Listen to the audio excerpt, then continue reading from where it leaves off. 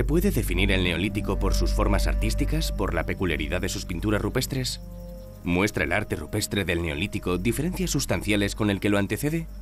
¿Se puede comprobar el paso de las sociedades de cazadores-recolectores a las de agricultores por la tipología de sus respectivas artes parietales? Hoy vamos a tratar de bucear a lo largo de varios milenios de expresión artística, poniendo especial énfasis en el llamado arte levantino, el arte esquemático y el macroesquemático. Las pinturas de la Sarga, dibujadas sobre las paredes de unos abrigos escarpados cercanos a Alcoy, son un auténtico muestrario de la historia de la pintura rupestre del Levante español. Estas pinturas nos van a permitir adentrarnos en uno de los periodos más oscuros del arte parietal, el que se hizo cuando finalizó, hará unos 14.000 años, el gran arte magdaleniense que nos asombró con su realismo figurativo de ciervos, bisontes y caballos. Vamos a ascender hasta los abrigos para conocer las pinturas con el investigador que mejor las conoce, el catedrático de Prehistoria de la Universidad de Alicante, Mauro Hernández. Las paredes del abrigo conforman un circo, y a pesar de que son visibles desde la distancia, sus pinturas no se descubrieron hasta 1951. No fueron estudiadas en profundidad hasta 30 años después. Henri Breuil estuvo al tanto desde los primeros momentos. Veamos qué significan estos abrigos de la Sarga, auténtico santuario al aire libre, en el que ciervos y cazadores se entremezclan en los retablos de sus capillas prehistóricas con inquietantes y extrañas figuras simbólicas que nos atraen con la fuerza de lo desconocido. La Sarga es un yacimiento excepcional por varios motivos. En primer lugar, por el lugar donde se encuentra. Es un espacio que se conserva un paisaje mediterráneo en buenas condiciones, es un espacio no excesivamente deteriorado y es un espacio que permite, con las labores que se han hecho en estos últimos años, permite ir recuperando la vegetación y la fauna. Pero lo que es importante de la Sarga es la cantidad y diversidad de imágenes. Imágenes pintadas en las paredes de varios abrigos, imágenes que sintetizan de alguna manera lo que es el arte prehistórico del Neolítico peninsular, ya que aquí, frente a otros conjuntos con arte rupestre, nos encontramos con tres horizontes artísticos perfectamente definidos, con características propias, con imágenes propias y con significados diferentes. Es un conjunto que además se conserva de una manera excepcional. Las imágenes se pueden observar con facilidad, las imágenes permiten ser visualizadas por quien se acerca a ellas, saber lo que se pinta e incluso adivinar cómo técnicamente se realizaron esas pinturas, porque lo que nos demuestran todas estas pinturas son que, independiente del grado de naturalismo o de abstracción que representen, son todos ellos excepcionales artistas. En efecto, aquí podemos conocer las tres etapas de este arte que nos sorprende por su fuerza expresiva. El primer horizonte artístico en este abrigo está perfectamente definido porque es el que se encuentra en el inicio de la ocupación simbólica del espacio, el arte macroesquemático. Un arte que está perfectamente situado en el tiempo y en el espacio, un arte que se sitúa en los primeros o con los primeros agricultores y ganaderos antes de Cristo en nuestras tierras, que además es un arte que por las dataciones absolutas nos permiten situarlo en torno al 6500. Luego tenemos otro horizonte artístico que en el caso del abrigo 1 está superpuesto al arte macroesquemático y es incuestionable que esos ciervos naturalistas del arte levantino están perfectamente marcados, perfectamente ubicados, no tapando las imágenes anteriores, es decir, no hay una herejía, no hay una Sí, no se ruptura, respeta, se respeta y se intenta de alguna manera enlazar. Es decir, se colocan, uno de los ciervos se coloca sobre el cuerpo de la figura, se está enlazando. Es el arte levantino, que tiene una cronología de unos siglos posterior y que puede durar algo más, no sabemos cuánto, porque lo que sí pensamos es que el arte macroesquemático es un arte de recorrido corto. Y luego tenemos un tercer horizonte, que es el arte esquemático, que es un arte que aquí está representado por unas cuantas figuras, todas ellas excepcionales, pero que repiten de alguna manera los temas de ese momento, figuras humanas, un cáprido, unos ramiformes, y que es un horizonte artístico que aquí recuerda técnicamente mucho a las imágenes macroesquemáticas. Es lo que nosotros empezamos a denominar en los últimos años arte esquemático antiguo, y que comparte temas con el arte esquemático tradicional, que lo encontramos en toda la península ibérica, y que aquí, en todas las tierras de Valencia y en torno de Murcia, tiene características propias. La cronología de las pinturas se ha podido determinar por la coincidencia de motivos decorativos con la antiquísima cerámica cardial encontrada en la zona, perfectamente datada sobre los 6.500 años antes de Cristo. Nos llama la atención la personalidad y fuerza expresiva de los llamados orantes. En un mismo territorio, un territorio reducido, lo que nosotros llamamos el territorio del Neolítico Antiguo, que llamamos también el territorio macroesquemático, que también llamamos territorio cardial, porque la cerámica está decorada con la impresión del cardium edule. Tenemos imágenes de todos los horizontes artísticos neolíticos de la zona. Y además tenemos vasos, como podemos ver en el Museo de Alcoy, que tienen ocre, que han estado rellenos de ocre, es decir, que de allí estaba el ocre que seguramente salió para pintar muchos de estos motivos, que son vasos además que van colgados, que pueden trasladarse de un sitio a otro. O sea, yo creo que de alguna manera lo que nos está indicando este arte macroesquemático, pues es ese lenguaje simbólico de los primeros agricultores y ganaderos. Los distintos paneles se encuentran distribuidos y ordenados bajo una lógica estética y simbólica, que apunta a que la sarga fue un lugar de encuentro. Yo creo que todos estos abrigos son lugares de cohesión social. Tenemos que remontarnos a esos momentos de los primeros agricultores y ganaderos. Son gentes que viven dispersas en agrupaciones de algunas familias en territorios distantes de estos lugares de arte rupestre. Son lugares con nichos ecológicos diferentes, donde se van explotando cada uno de estos grupos el propio territorio. Necesitan, de alguna manera, lugares de cohesión social. Y yo creo que estos espacios desempeñarían ese...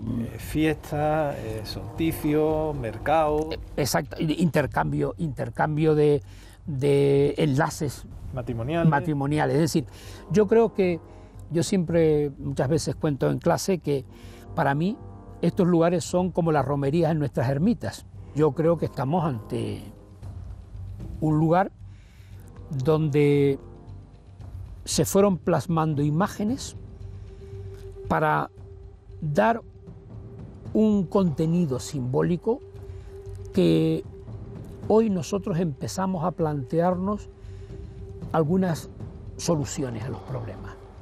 El arte macroesquemático, por ejemplo, con la presencia de esas figuras humanas levantando las manos hacia el cielo con los dedos indicados, como esta figura de un... Esos orantes, lo que llamáis orantes. Orantes. Parece que están implorando al cielo. Implorando al cielo o dando la bienvenida al que viene. Y además, si observamos que muchas de estas imágenes tienen en la parte superior un motivo ovalado que parece una vulva, tiene ese contenido simbólico, que se puede ver en ese vaso de la Sarga, que está en el Museo de Alcoy, que tiene la impresión del natis de la concha entre las piernas y que claramente nos está indicando que es una mujer.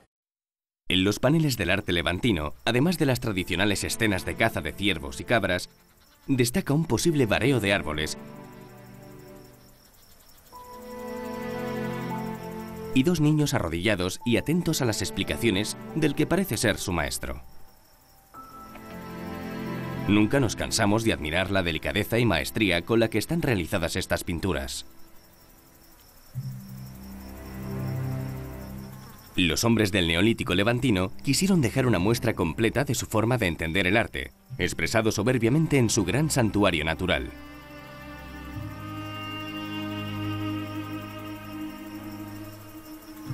Para el que se acerca por vez primera al arte rupestre, puede chocarle la perfección figurativa del Paleolítico magdaleniense, frente a la simplificación simbólica del Neolítico. ¿Es que miles de años después la humanidad no era capaz de pintar como sus ancestros remotos? No solamente son corrientes artísticas porque se extienden en el territorio muy ampliamente y con una cronología muy bien estructurada, sino que además son periodos evolutivos de la cultura humana, sobre todo de la cultura de la comunicación. Sí, es como decir, en el barroco, el gran Velázquez. Claro, y después viene el gran Picasso. Y viene Picasso, o Miró, y quien lo vea de fuera parece más simple en la pintura. Pero una evolución, ¿eh? Es más un sentido, en vez de ser un sentido descriptivo, como era el arte de los paleolíticos, que en muchos casos, cuando está referido sobre todo a la fauna, tiene un sentido muy descriptivo. Este arte tiene un sentido mucho más, digámoslo así, esquemático. Yo creo que lo definiría como una protoescritura. Es decir, hay muy pocos elementos, quizás 10, 15 elementos gráficos que se repiten constantemente, que llegan a sentirse estereotipados en las paredes, llegan a repetirse. El arte rupestre muestra infinidad de variaciones sobre temas de lo más diverso y una extensión de alcance mundial. Al contrario de lo que se cree, Europa no es el lugar del mundo con mayor número de estaciones de arte rupestre. Bien es cierto que destaca sobremanera durante el Paleolítico, pero en total no tiene más de 400 lugares con pinturas o grabados antiguos. África es el continente que alberga un mayor número de lugares con arte rupestre. El Sáhara es un inmenso espacio en el que se pueden encontrar centenares de manifestaciones de este tipo. En la profundidad del desierto del Egg, en Níger, fueron descubiertos en 1997 unos petroglifos o grabados con unos 8.000 años de antigüedad, esto es, coetáneos del primer arte neolítico peninsular. Destacan especialmente dos jirafas de varios metros de longitud. La destreza técnica de los artistas es muy notable. Las figuras tienen un gran realismo. Son fieles representaciones de una fauna que hoy ya no se encuentra en este vasto lugar. Los petroglifos de Davos nos retrotraen a un periodo climático muy distinto, cuando el desierto era todavía sabana. El hecho de que se encuentren en un lugar tan remoto nos indica que la especie humana ha sido capaz de adaptarse a todas las latitudes y que hay lugares que están poblados desde la más remota antigüedad. Las montañas del Earth se consideran la cuna del pueblo tuareg. La única gran ciudad cercana es Agadez, una de las viejas damas caravaneras del Sáhara.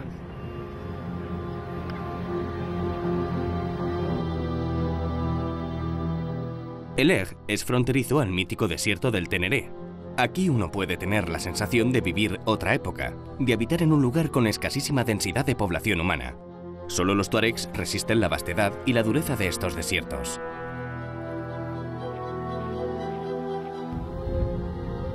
Alcanzamos los grabados de Davos justo en el momento del ocaso. El lugar, ya de por sí mágico, nos ofreció un momento extraordinario, con el sol y la luna enfrentados sobre la mole pétrea plagada de grabados. Resulta emocionante imaginar que los creadores de Davos plasmaban su arte mientras otros pintores, en la costa mediterránea de la península ibérica, hacían lo mismo. Unos cientos de años después de que se realizaran los maravillosos paneles de la Sarga, se pintó una cueva muy cerca del mar, que quizá contenga las primeras pinturas relacionadas con la vida de un hombre. La Cueva de la Victoria, en Málaga, se formó bajo el mar hace miles de años. Fuertes movimientos tectónicos la llevaron al lugar que ocupa actualmente. Esta colina es un complejo de galerías y pasadizos que muestra la ocupación por parte del ser humano desde el Paleolítico. Es importante destacar esto, Porque el arte rupestre del Mediterráneo se asocia habitualmente con fechas más recientes, pero no hay que pasar por alto que aquí ya existen manifestaciones artísticas desde el comienzo del fenómeno plástico. En la Cueva de la Victoria pueden verse algunas pinturas antiguas y diversas temáticas. Hay manos en negativo y grabados de animales como el cormorán.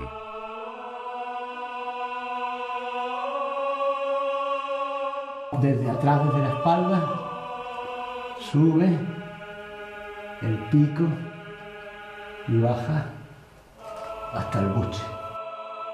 Pero es la pintura esquemática, de hace unos 7000 años, la que tiene una mayor carga simbólica, porque puede resultar uno de los primeros ejemplos de decoración de un lugar de enterramiento.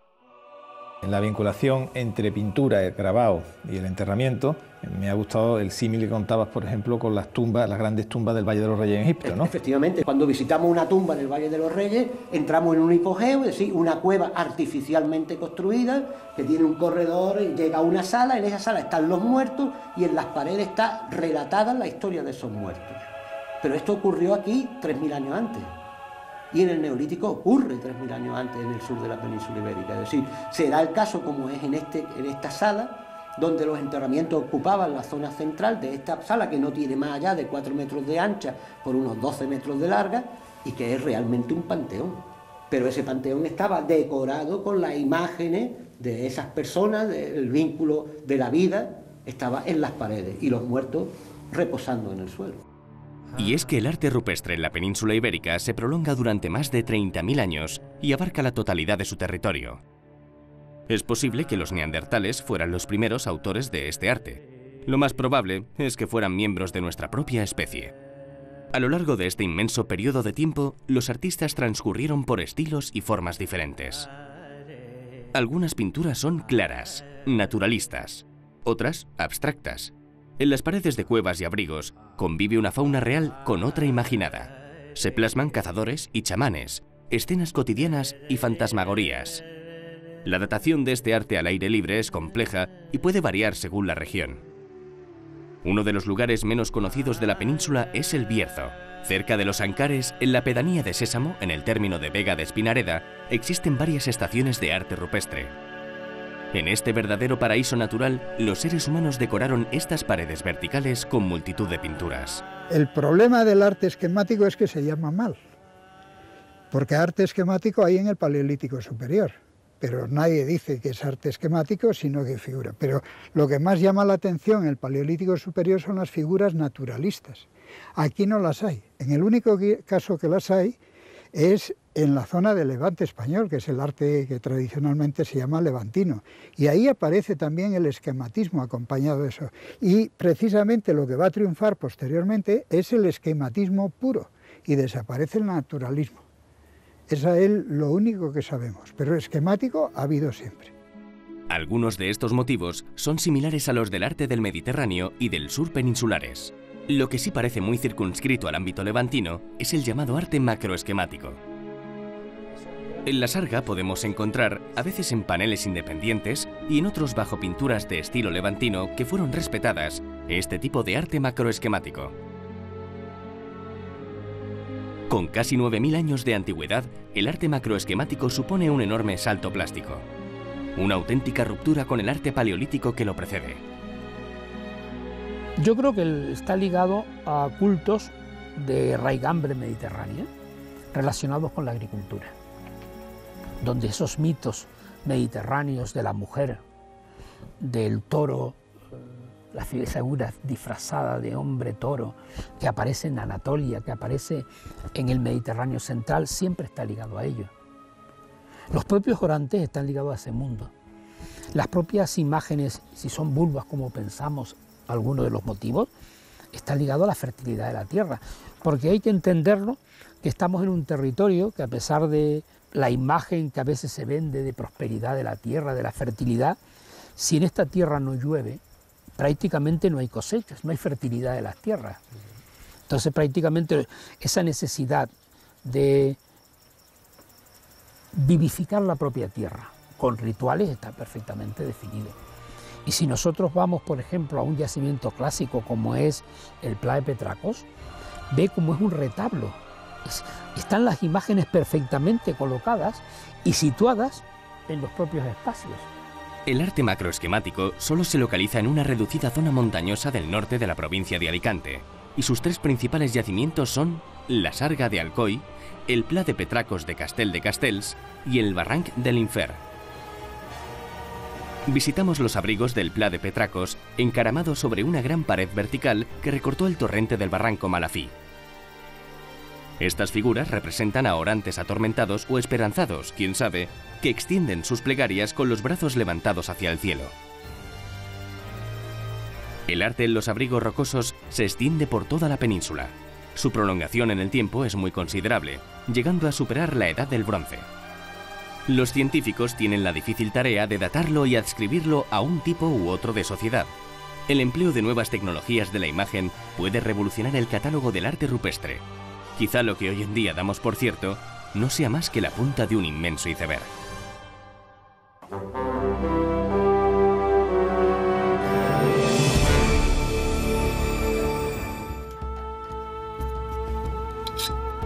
Cuando en una excavación arqueológica se pretende obtener material genético, hay que extremar las precauciones para no contaminar las muestras. Para ello se desarrollan protocolos de extracción limpia de los fósiles que consisten en aislar los huesos del contacto directo con los investigadores. Así se evita la transferencia de material genético actual a los huesos antiguos, impidiendo la alteración de los resultados analíticos.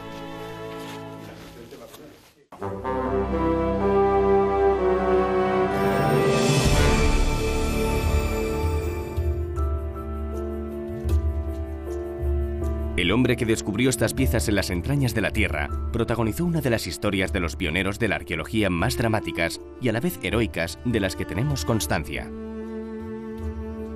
El arqueólogo Miguel Such murió exiliado en Bucaramanga, Colombia, en 1945 y fue enterrado en un panteón de la masonería. Era un exiliado de la Guerra Civil, un liberal que huyó por miedo a las represalias. Él tenía una hernia inguinal, y estando a 3 días de camino de la ciudad de Bucaramanga se estranguló la hernia. 3 días entre dolores terribles, peritonitis tremenda. En aquellos años, pues cuando llegó a Bucaramanga, pues no había nada que hacer y falleció allí a consecuencia de eso, de una simple hernia inguinal estrangulada. Pero era su pasión, él murió realmente haciendo excavaciones arqueológicas en la selva. Su vida es un ejemplo para todos aquellos que sienten verdadero amor por la curiosidad y el aprendizaje. El padre le paga unos viajes por el mundo y en aquellos años viaja por Argentina, los Estados Unidos, Inglaterra y Francia. Eso le hace ser un hombre muy curioso y de hecho aprende idiomas y se viene con los 2 idiomas perfectamente hasta para poder escribir con francés y con inglés. Miguel Such se dedicaba al comercio de alcoholes en una Málaga que sufría los efectos de la desaparición de su gran industria. Pero en su interior soñaba con cuevas y con personas que vivieron hace mucho tiempo. Miguel leía y preguntaba. Así fue teniendo una formación arqueológica que llegó a ser muy completa. Leyó y preguntó sobre geología, sobre metalurgia y cerámica. Preguntó a los antropólogos para saber qué escondían los muertos. Dedicaba los domingos a la exploración y durante una de sus aventuras tuvo la suerte de descubrir un yacimiento que actualmente está desaparecido, el Hoyo de la Mina. La cueva de Hoyo de la Mina y esta monografía es de las más importantes de la prehistoria de España. De hecho, en la documentación que tiene la familia Such hay multitud de prehistoriadores clásicos de la prehistoria española hasta los años 50 y 60 que le piden ejemplares del libro de Hoyo de la Mina, que claro, después de la guerra quedó pues unas cajas que se quedó la familia. Es decir, fue un libro clave que entró en los manuales de la prehistoria española, que Almagro lo citó mucho, Santa Olalla, Jordá, Fortea, una obra clave porque era un yacimiento muy atípico pero muy interesante. El abate Braille, pues le proporciona relaciones con otros científicos, ¿no?, de la época, ¿no?, y Obermayer, por ejemplo, y bueno, pues otros científicos, ¿no?, de Europa, ¿no?, y a partir de sus primeros análisis y estudios, ¿no?, que realiza su publicación, ¿no?, en lo que es el avance al estudio de la caverna del Hoyo de la Mina, pues a partir de ahí pues se difunde ese estudio, esa publicación, y ya pues sí comienza una relación mucho más estrecha, ¿no?, con los restantes científicos de la época. La relación con el abate o Henry Broylan pues tan importante, ¿no? Que de hecho la dedicación de la propia publicación se la dirige él, ¿no? Se lo dirige, ¿no? Pues al profesor, ¿no? del Instituto Humano de París, ¿no? El abate Henry Braille, ¿no? Aparece dedicado. Y en cuanto al prólogo, bueno, pues comenta un poco pues cuál es la forma en que se anima a realizar esta clasificación, las técnicas, ¿no? que utiliza, siempre tutorizado por este profesor, y en donde lleva a cabo, ¿no? pues lo que es una técnica de estratificación que parece ser que fue en aquella fecha bastante pionera, ¿no? y a su vez pues muy admirada por los científicos de la época. Dicen que la vida es el arte del encuentro. En la cueva de Doña Trinidad, en Ardales, Miguel había cruzado su destino con el de quien es probablemente uno de los arqueólogos más famosos de la historia, Henri Breuil, el abate Breuil. Visitaron juntos esta gran caverna, que todavía está sin explorar por completo. De hecho, en la actualidad se están investigando sus galerías altas, que no fueron descubiertas hasta 1981. Los hallazgos humanos que tiene este pedazo de cueva que está encima de la gran cueva de Ardales son 4 categorías de hallazgos. Tenemos restos humanos, bastante numerosos, en varios osarios repartidos. Tenemos también material arqueológico vinculado con esos restos humanos. Tenemos pinturas paleolíticas que se van mucho más atrás. Y después tenemos 2 elementos que todavía están por definir su cronología exacta, que son las lámparas, mucha evidencia de iluminación subterránea, y también, por último, los muros. Es decir, una gran cantidad de pequeñas y grandes construcciones que hay en el interior de la galería. Se tiene constancia que Breuil llega a Ardales, pero acompañado con Suess, y que Suess es el que le explica, le enseña a la cueva los motivos artísticos de la cueva, aunque luego la publicación la realiza solamente Breuil, ¿no? En la Antropología de París, ¿no? Que es muy importante para el propio Breuil porque es un arte del norte, es un arte cantábrico y aquitano, tan al sur, en Andalucía, que le hará dar el cambio incluso a partir de ahí. Breuil ya no será nada africanista, todo lo verá desde Europa. Miguel Such expuso parte de su colección arqueológica del Hoyo de la Mina y Cueva Tapada en el Palacio Nacional durante la Exposición Internacional de 1929 en Barcelona. Por desgracia, el estallido de la Guerra Civil provocó el exilio de Miguel Such. Mi abuelo era una persona profundamente de izquierdas, muy republicano, y además ostentó algunos cargos dentro de lo que fue el movimiento de esa época, el movimiento de izquierda. Eso lo hizo una persona señalada. Él vio que aquello podía traerle problemas a su familia y preparó todo el terreno para exiliarse de España y proteger en lo posible a todos sus hijos. Huyó por la carretera de Almería. Pasaría por aquí, por el lugar en el que tanto investigó, el Hoyo de la Mina. Una despedida más dura aún si cabe. Gracias a las cartas que Henri Breuil envió a su familia, podemos conocer las penalidades de Miguel Such durante su huida. Ya en París, Miguel Such pudo contactar con el abate Breuil, quien hizo todo lo posible para que pudiera emigrar a Colombia. De hecho, Breuil, si hay que ser justos también, le ayuda en el exilio de Suss, le ayuda a viajar desde Francia a Colombia, pero también es cierto que Suss, que sí era masón, le obliga prácticamente a abandonar la masonería, ¿no? Pero se ve claro en las cartas que envía Breuil a la familia que lo que quiere es el archivo de Suss y sobre todo el manuscrito de la Cueva Tapada de Torremolinos. En Colombia dio conferencias, por ejemplo, una en la que se desmontaba el mito de la Atlántida con argumentos geológicos.